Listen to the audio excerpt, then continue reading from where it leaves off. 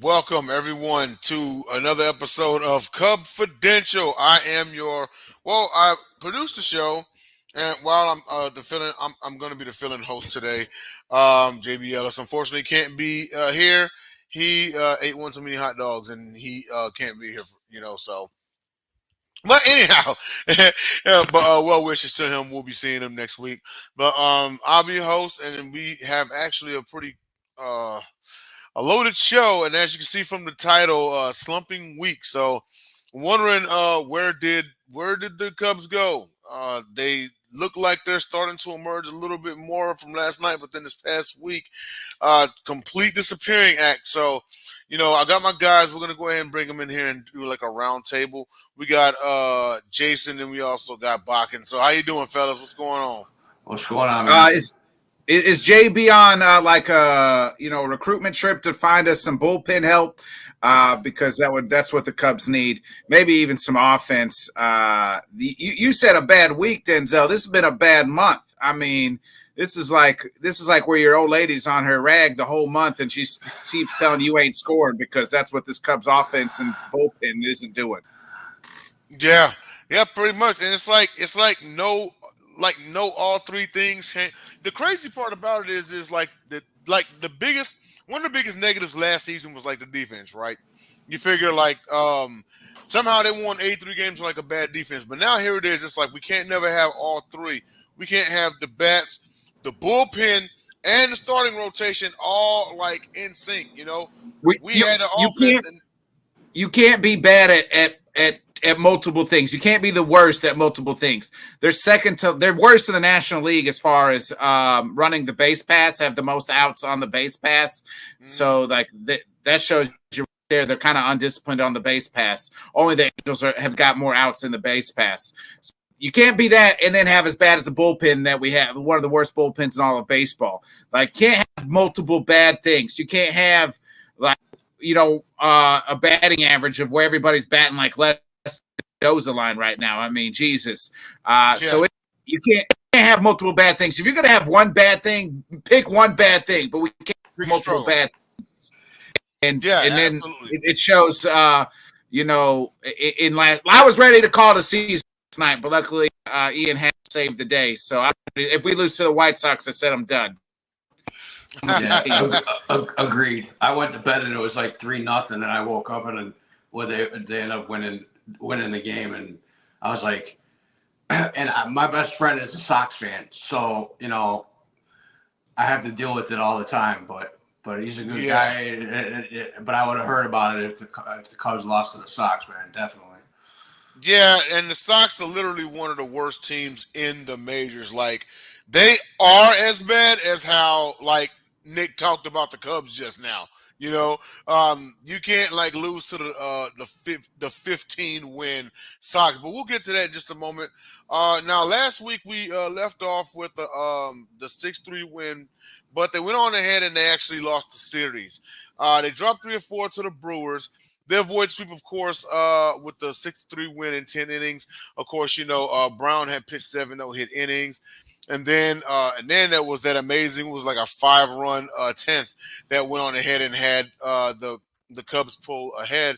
But Jason, we'll start you off with this one. Your thoughts about your takeaways about this series right here.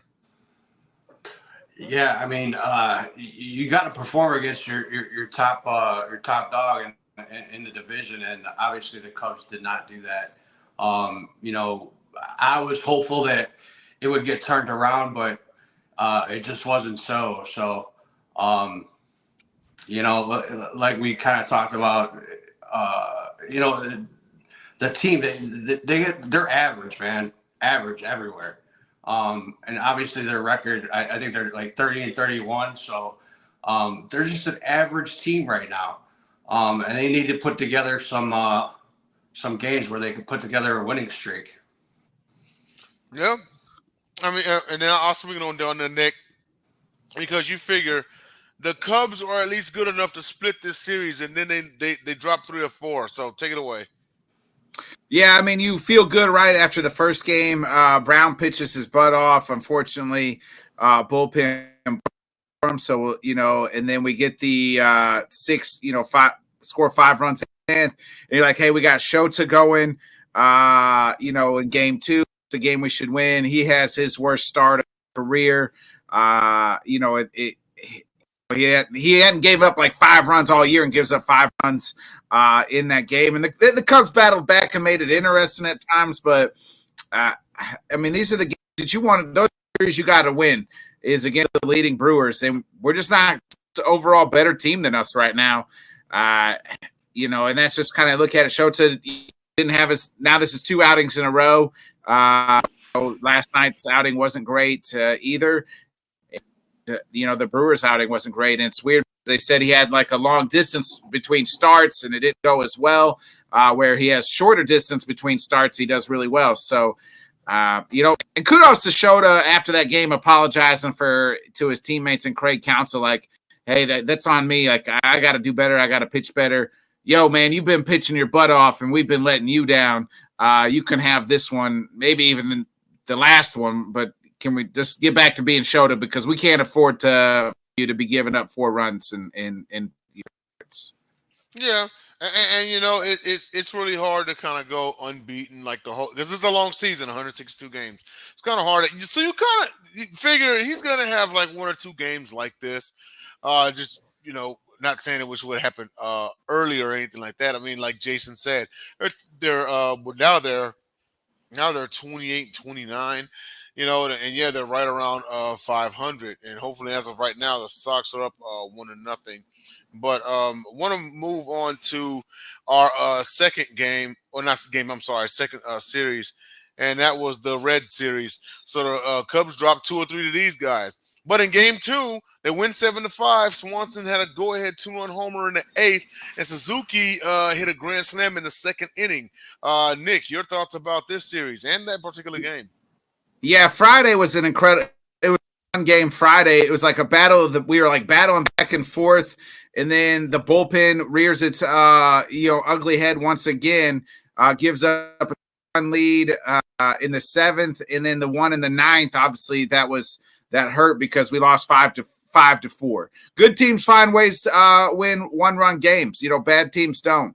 And you lose that game, and on Friday, Saturday. You do win. You get the Swanson go-ahead home run again. That was a back-and-forth game. 7 offense was clicking. And then Sunday, Brown, after coming off the no-no, maybe, he just didn't have it, and you lose 5-2. So it's like, just the offense is being hot and cold. Bullpen cost you a game in that series. Yeah. Smiley on the game on Friday with the loss, moving to 2-3. Time to move on, or I'd move on from everybody in that bullpen. Then the person in that bullpen that I'm not willing to say move on from.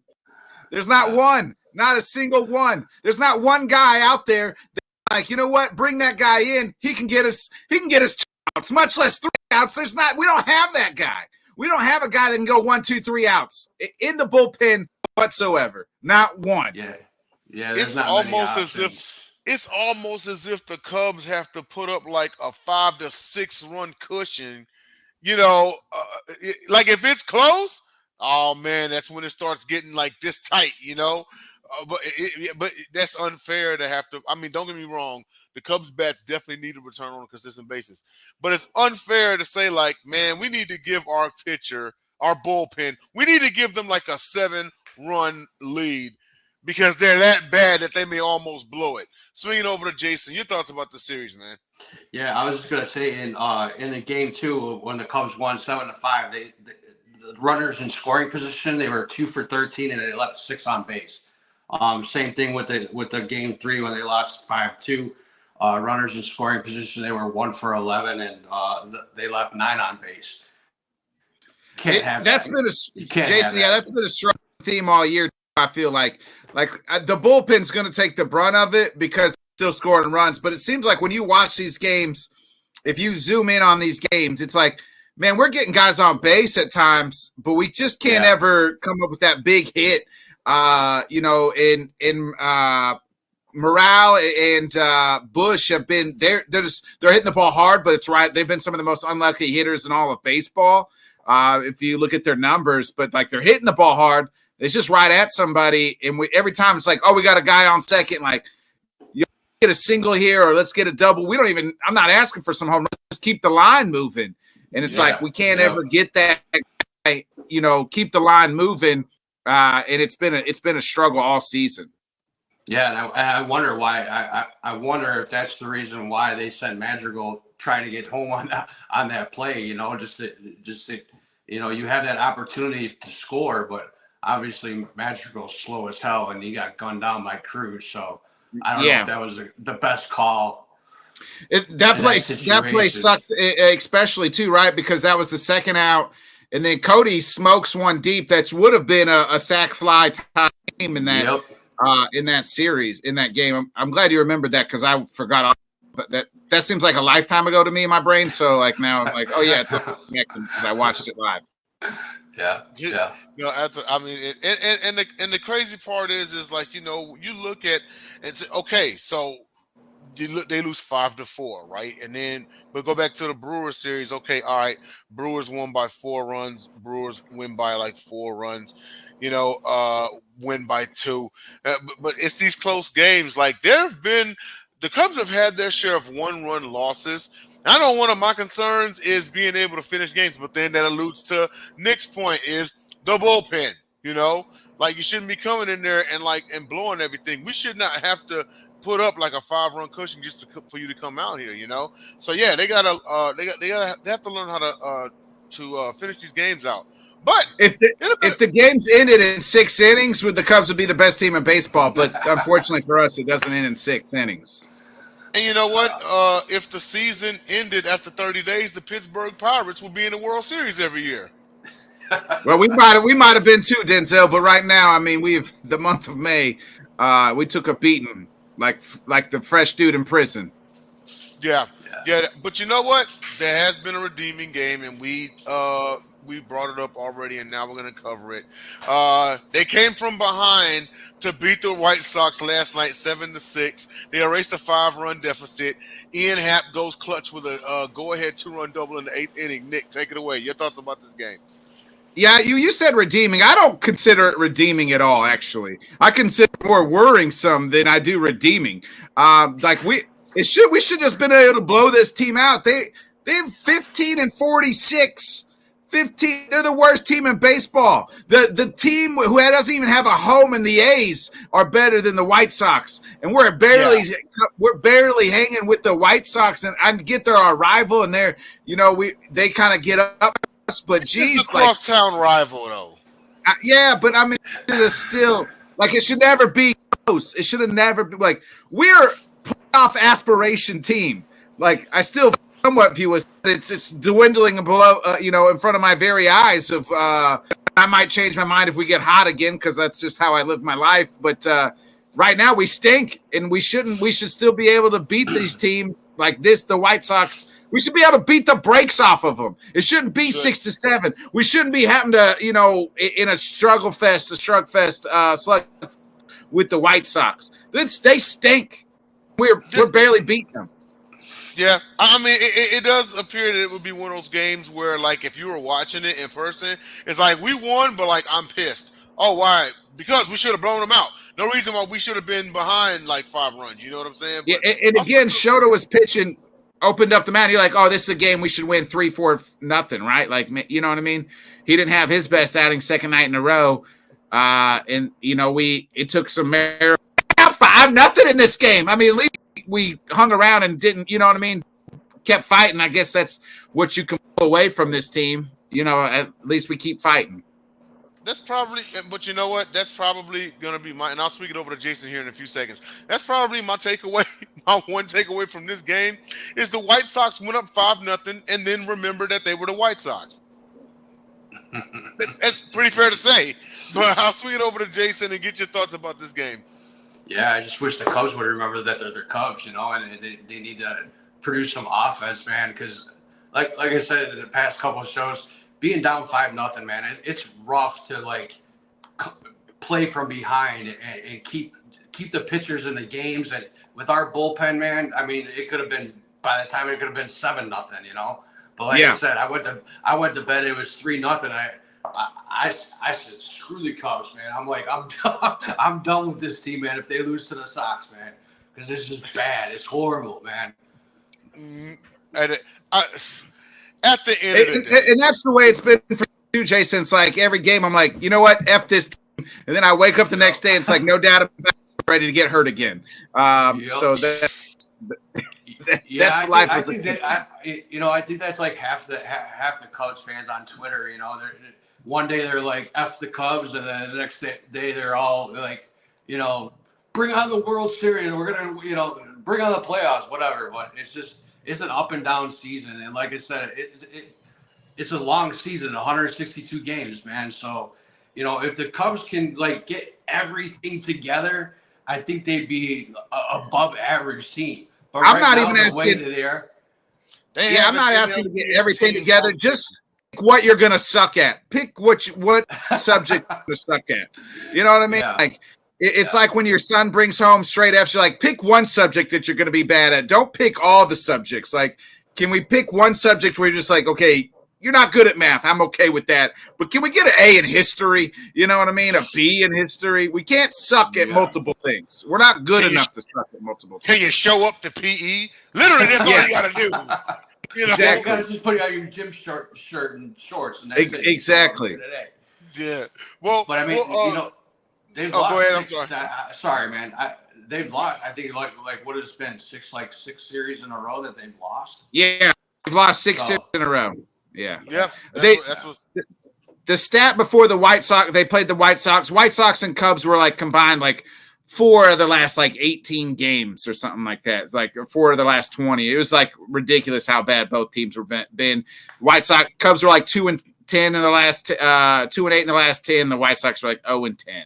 So that shows you how bad baseball is in Chicago right now. Yeah, that's it. Well, are this Cubs for you though? One bright spot.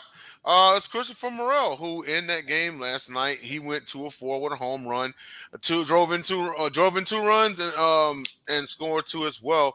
Your thoughts on Christopher Morel, not just this game, but this past week, Nick? Yeah, again, like I said, he's hitting the ball hard. It's just right at he's unlucky, right? Like that's just this unlucky. I really like the kid. I think his defense is getting better. I'd like to see him play third base every day. I think he can do it.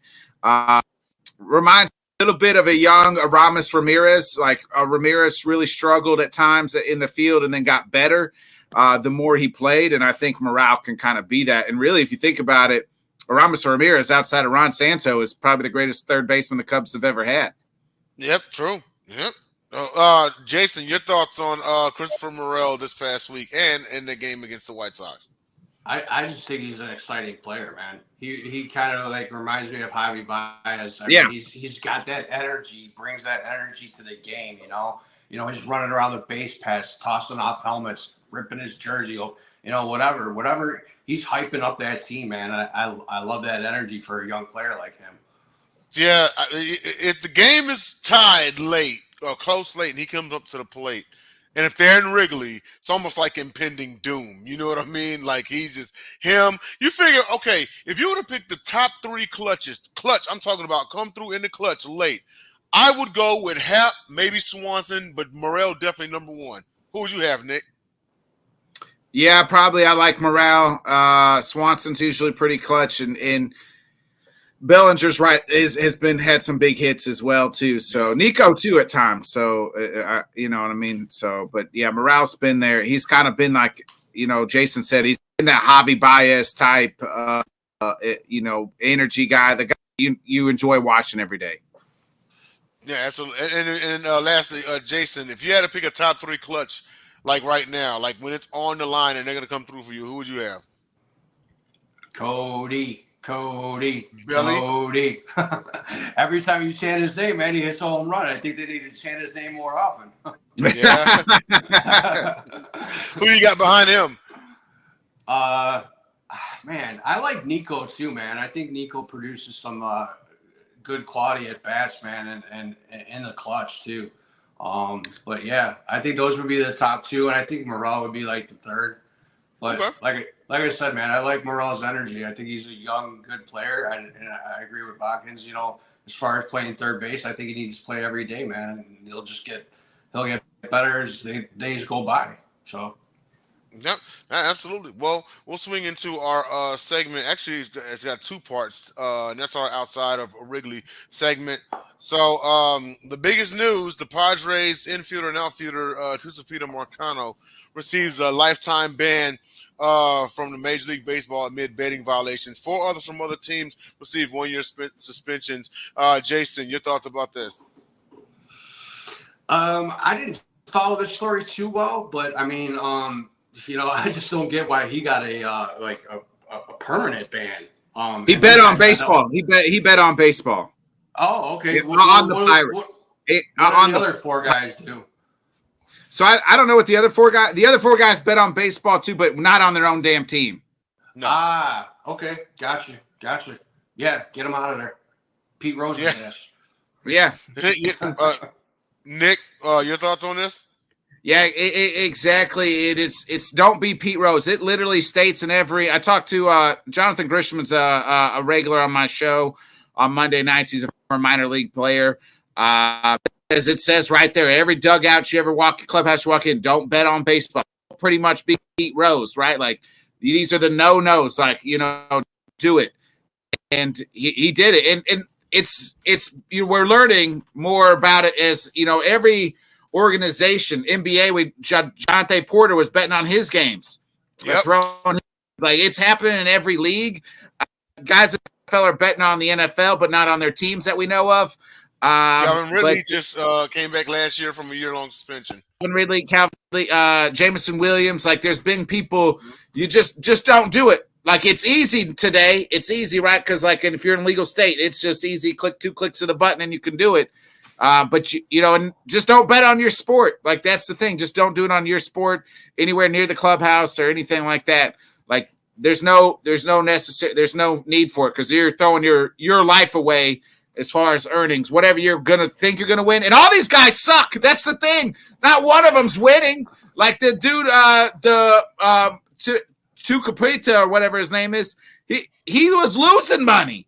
He was losing money when he was betting on his team. Now, how does that happen?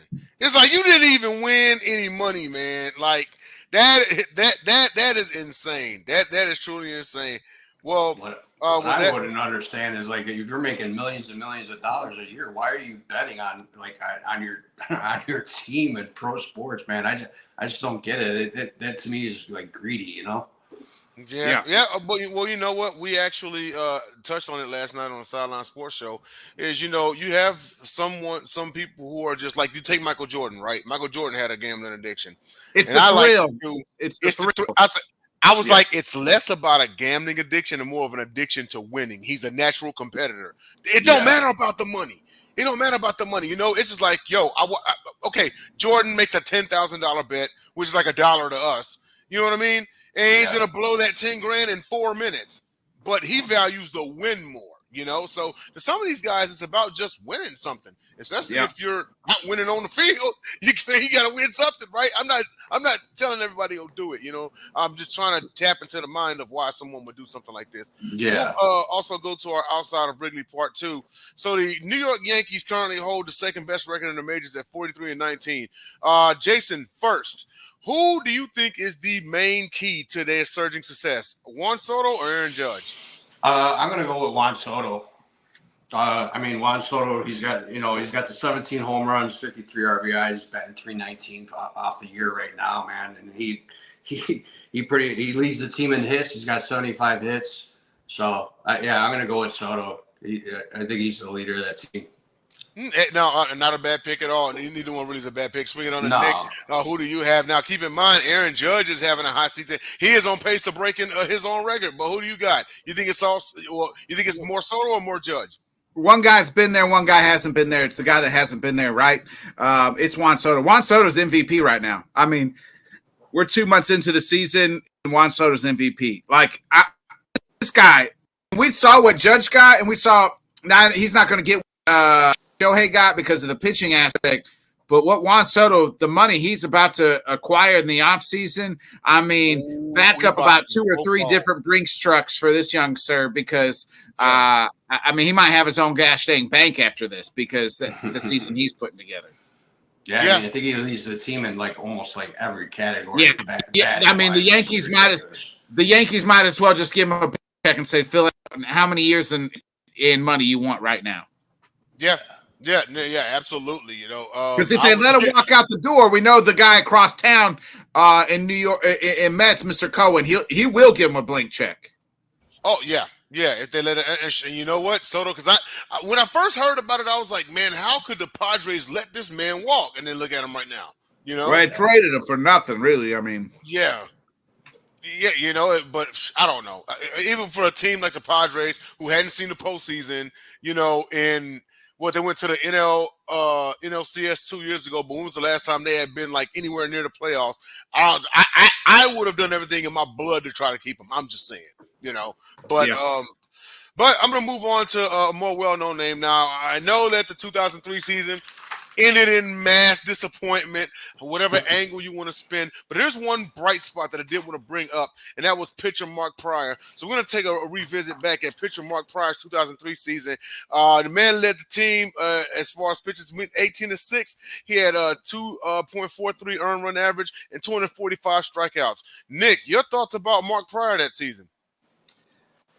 That season he was the dude. I mean, him and Kerry Wood, you thought him and Kerry Wood at that time in 2003 was going to be the next 5-6 years. Like, we were just going to get a take. Like, this was just like the appetizer, right? Like, and then unfortunately, we all know the history. It didn't work out. And you can blame Dusty Baker. I like to put it's got to be a little bit on him. And and everybody said the mechanics of Mark Pryor. But I mean, that season, I was I was in 03. I was in high school. And I mean, I was I lived in Missouri my whole life for the most part. And I thought this was the greatest Cubs team of mine, like ever at that point in time, and probably was. And man, Mark Pryor was the leader of that team outside of maybe Sammy Sosa. Yeah. And you know what? It's crazy because, you know, it's very rarely do you have a pitching big three, because you mentioned it was Kerry Wood, Mark Pryor, and Big Zambrano too. So, yeah. I mean, Matt Clement at that time was a pretty good number 4. Like, and then you got to think in 04 they bring in Greg Maddux. Like, that pitching, that starting 5 rotation going into the 04 season should have won a damn World Series. Should have, yeah. Jason, your thoughts on Mark Pryor that season? Yeah, I'm going to agree with Botkins right there. I mean, the Kerry Wood and Mark Pryor combo, man, the two young gunslingers out there. You know, Mark Pryor was a damn good pitcher. You know, he finished 3rd in the National League Cy Young vote that year. You know, he outdueled Maddux in the NLDS, and then, you know, he won the game 2 in the NLCS. And then, of course, you know what happened in game 6, you know. So, unfortunately. Well, we are at about the end of the program, and now for our last segment, our cover dud. So, with the second game of the Chicago Cubs White Sox series going on tonight, plus at Reds and at Rays, Cubs could win 4 of the next 8. Cover dud, Nick. Shit, dud, brother. I can't buy. He said, I don't see it. He said, I can't call it, man. I can't. I'm not buying the fool's gold right now. I mean, 2 weeks ago, I'm probably saying, you know, Cub, but right now it's a dud for me, man. Like, until they turn this thing around, you know, hope in one hand and shit in the other one, see which one fills up faster. You know what I mean? And it's my daddy always used to tell me. So, and that's why it's got to be dud. And Jason, what about you? Now, keep in mind, the Rays have right around the same record as the Cubs as well.